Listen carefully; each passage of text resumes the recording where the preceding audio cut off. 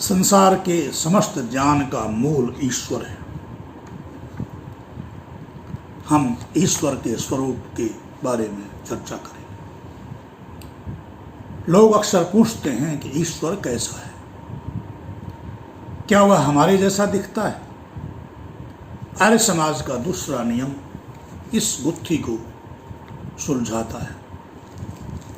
नियम कहता है, ईश्वर सच्चिदानंद स्वरूप, निराकार, सर्वशक्तिमान, न्यायकारी, दयालु, अजन्मा, अनंत, निर्विकार, अनादि, अनुपम, सर्वाधार, सर्वेश्वर, सर्वव्यापक, सर्वांतर्यामी, अजर, अमर, अभय, नित्य, पवित्र और सृष्टि करता है। उसी की उपासना करने योग्य है। ईश्वर सच्चिदानंद स्वरूप है। सत्य जो हमेशा रहे, चित जो चेतन हो, जड़ न हो, और आनंद जो सदा सुख में रहे, कभी उसका सुख समाप्त न हो, अनंत सुख। आज हम सब आनंद की तलाश में हैं, अनंत सुख की तलाश में हैं। हम नया फोन खरीदते हैं, मोबाइल खरीदते हैं, छुट्टियों पर जाते हैं, पार्टी करते हैं। हमें लगता है कि इन सब में आनंद है, पर ये आनंद कुछ देर बाद खत्म हो जाता है। क्यों? क्योंकि ये चीज़ें सत्य नहीं हैं, ये बदल जाती हैं। ईश्वर वह पावर हाउस है जहां आनंद कभी खत्म नहीं होता। जब हम उससे जुड़ते हैं तो हमारा स्ट्रेस अपने आप कम होने लगता है। ईश्वर निराकार है, इसका कोई भौतिक आकार नहीं।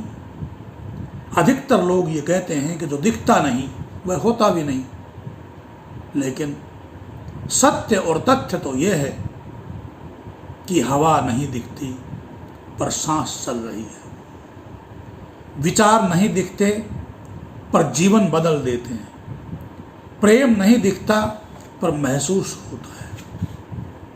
ईश्वर निराकार है, इसका मतलब यह नहीं है कि वह कुछ नहीं है, इसका मतलब यह है कि वह सब कुछ है।